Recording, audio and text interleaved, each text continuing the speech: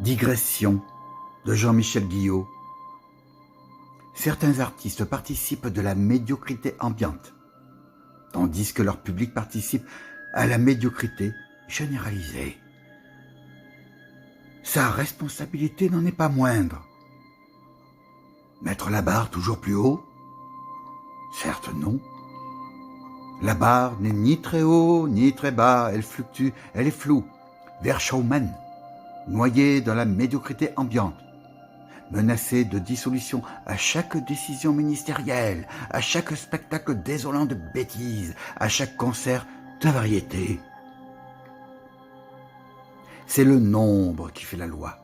Quantité mute en qualité, c'est bien connu, dès lors qu'elle exerce un effet de masse suffisamment puissant pour non seulement envahir peu ou prou tous les écrans, tous les spectacles vivants et toutes les salles de concert, mais aussi peser sur les consciences abruties qui ne désirent plus qu'une chose, se voir en plus grand dans le miroir complaisamment tendu et ainsi rêver par procuration, à plus grand que la médiocrité hagarde, dans laquelle elle baigne quotidiennement, pimentée, ponctuée par de petites et de grandes humiliations infligées par les petits et les grands chefs sur leur lieu de travail.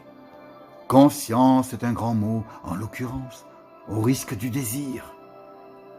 Parier sur l'avenir, c'est miser sur une génération nouvelle de créatrices et de créateurs, sans autrement se préoccuper des conditions matérielles et de la formation intellectuelle de ces nouvelles générations. Rentrer dans le rang, fermer sa gueule, bosser, consommer et crever, voilà l'horizon de la grande masse.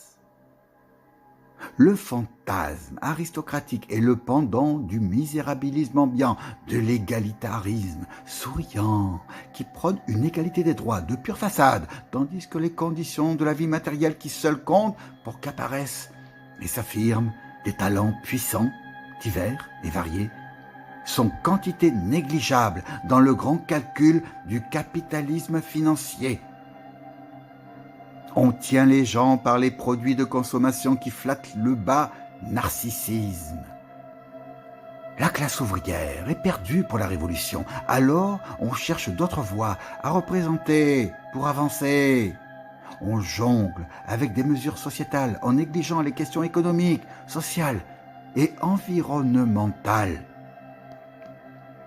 Peu importe que les gens vivent mal dans des logements pourris, peu importe qu'ils sautent des repas, peu importe que leurs enfants reçoivent une instruction bas de gamme, tant qu'ils ferment leur gueule, achètent des smartphones et s'abrutissent devant leurs écrans. Tout se vend, illusions comprises. S'il n'y avait pas de consommateurs de drogue, il n'y aurait pas de trafic. Qu'est-ce qui pousse donc les gens à s'adonner à des paradis artificiels aussi minables? Voilà la question qui n'est jamais posée sur la table. Les trafiquants à tous les échelons sont des capitalistes sauvages, au même titre que la racaille financière sans foi ni loi. Il y a une revanche à prendre, se disent les professionnels intellectuels méprisés par la finance, la haute fonction publique et les politiciens, mais aussi par les petits bourgeois. Mais que pèse-t-elle face aux mafieux, aux financiers et aux politiciens?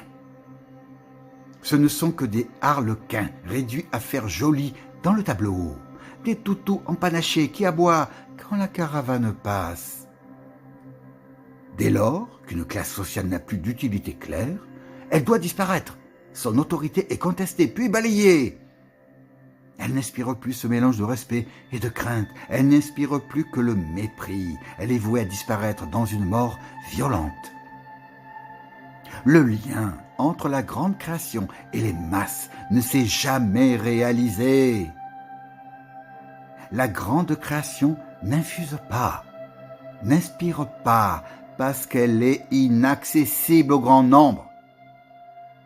Deux renoncements conjuguent leurs effets. La grande création, tout le monde s'en fout.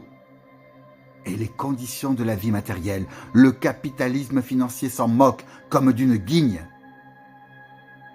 Seule une misère noire généralisée pourrait conduire à une explosion révolutionnaire décisive.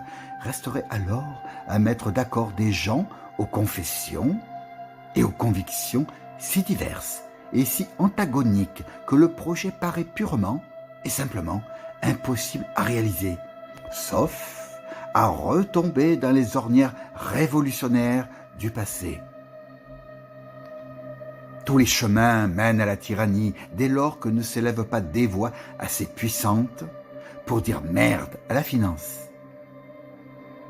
Il n'y a que des opinions tranchées, parfois tranchantes, et personne pour mettre tout le monde d'accord, hormis le souverain, représentant de Dieu sur terre.